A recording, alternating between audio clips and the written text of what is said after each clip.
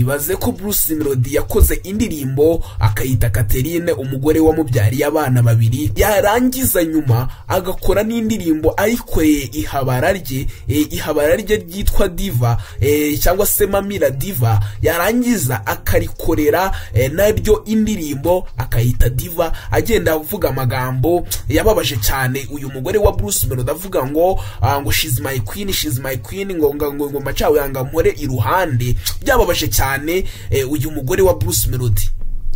Ibihe byiza kuri mwe mwakoze subscribe kuri iyi channel yitwa Mega TV Rwanda, kandi bahaye ikaze aho muherereye hose, ndavuga mu majyepfo, mu majyaruguru, iburasirazuba, iburengerazuba ndetse no mu mujyi wa Kigali. Ikindi kandi tutirengagije n'ababa muri diaspora, no kuvuga mu bihugu bigiye bitandukanye bya hano kuri iyi si. Uyu munsi rero mbazaniye inkuru, navuga ko ari inkuru ibabaje, ni inkuru y'agahinda, ni inkuru navuga ko itugezeho muri aka kanya bitewe n'urusaku rw'abantu kuri izi mbuga nkoranyambaga, imiborogo yabo, uburyo bari kuvuga amagambo menshi bavuga ku muryango wa Bruce Melody.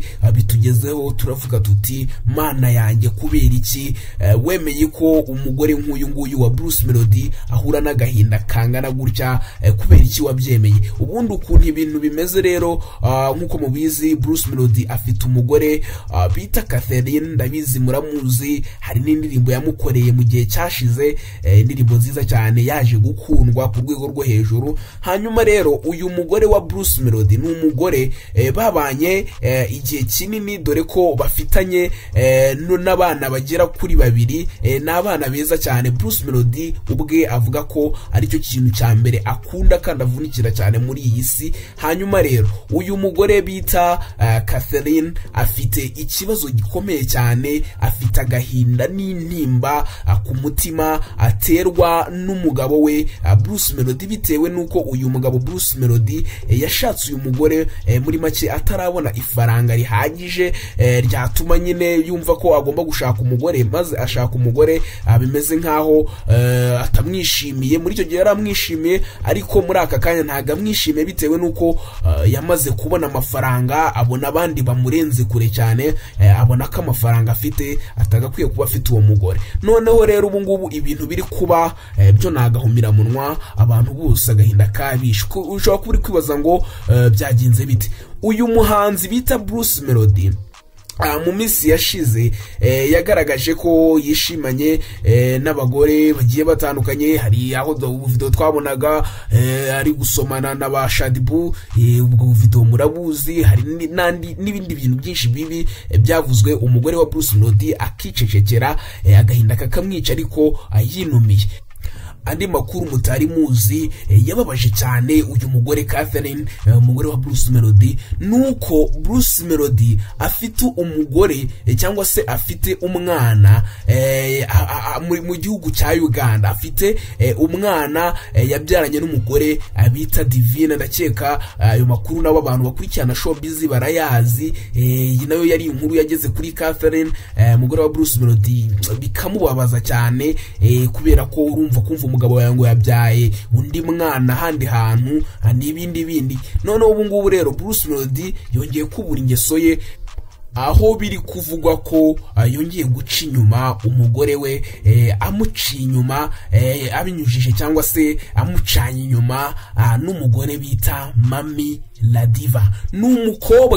Numukobwa mwiza cyane pe, umukobwa w'uburanga, umukobwa usa neza nkuko nawe ubibona, numukobwa mwiza ugereranyije na mama w'abana ba Bruce Melody. Ntago wabona ko bari kuri level imwe. Muri make uyu mukobwa Mami La Diva cyangwa se La Diva numukobwa ujyanye na Bruce Melody, baraberanye kuri level ya Bruce Melody, nkuko numva ngo ba Davido bafite abagore beza. Nawe urabona ko Bruce Melody yagerageje gushaka umugore umeze neza rwose, ariko ibi ngibi rero biri kuvugwa ko uyu Bruce Melody ari mu rukundo kandi akaba ari mu buraya, cyangwa se nabyereka mbyita uburaya, n'uyu mugore cyangwa se uyu mukobwa bita Mami La Diva. Akaba ari byo bintu byakomeje gutera agahinda umugore wa Bruce Melody tuzi nka Catherine. Ngaho rero nawe ndebera uyu mukobwa ukuntu ameze rwose. Ikindi kintu nakubwira nuko uyu mukobwa afollowingwa na Bruce Melody kuri Instagram nk'ikimenyetso cya mbere cya nyine ku bantu batamuzi uyu Mamila Diva wahoze anahostinga.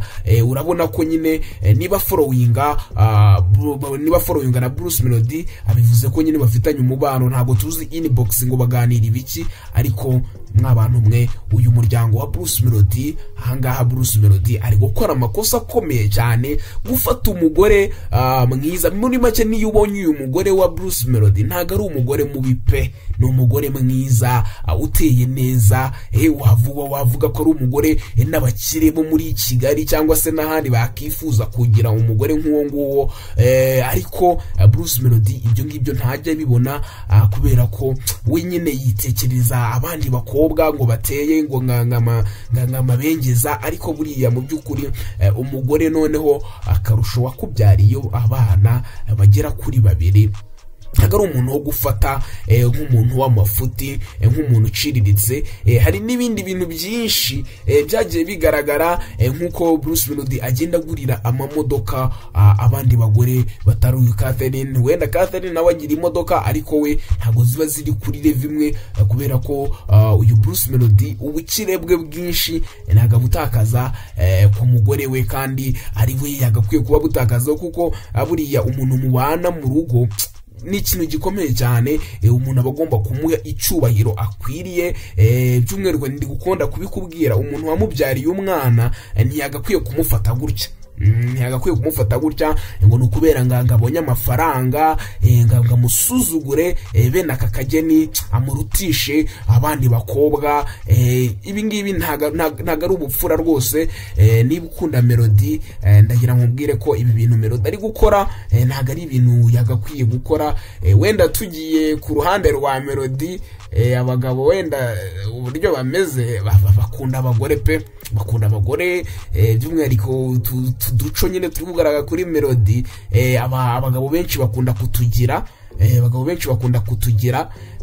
Rero iyo urebye usanga uyu mugore Bruce Melody navuga ko ari gutereta cyangwa se ariho muri iyi minsi. Nawe urareba ukavuga uti uyu mugore ni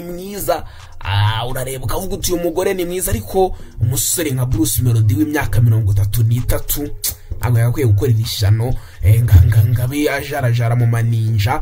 Igihe rwose ntabwo ari iki gihe cyo gukora ibi ngibi, haracyari kare rwose. Urumva umusore nk'uyu nguyu Bruce Melody w'imyaka mike gutya utangiye kujya mu mahabara, urumva byazagera mu myaka ya 60 subwa ameze gute. Dukomeza kumusabira uyu mugore wa Bruce Melody kugira ngo umuryango we ukomeze umere neza rwose, havemo ibi bintu satani tumutokeshe rwose, ave mu muryango wa Bruce Melody na Catherine ndetse n'abana be, maze bakomeze batunganirwe rwose. Amafaranga ntakomeze kujya mu bandi bagore bapfuye kubaho ngaho ngo kubera ko Bruce Melody yifuje kwishimana nabo ngo birangire havuyemo ikintu gikomeye cyane atuma urugo rwa Bruce Melody rusenyuka. Nakubwira iki rero, anje mwari kumwe ninjye bita Ibel, nahangaha ni kuri Mega TV Rwanda, ni channel y'abanyarwanda ibagezaho amakuru y'imyidagaduro yose agezweho ndetse 5 kuri 5. Nkibutsa ko gukora subscribe ari inkunga ikomeye kandi twese bidufitiye umumaro, kubera ko wakoze subscribe abona amakuru agezweho. Natwe iyo ukoze subscribe ubudufashije cyane, ukibuka like ugashyiraho na comment kugira ngo dukomeze tubane neza. Ngewe mwari kumwe nababwiye ko nitwa Ibel wishura ibyahishwe. Iyi ni Mega TV Rwanda. Mega TV Rwanda, all your favorite is here.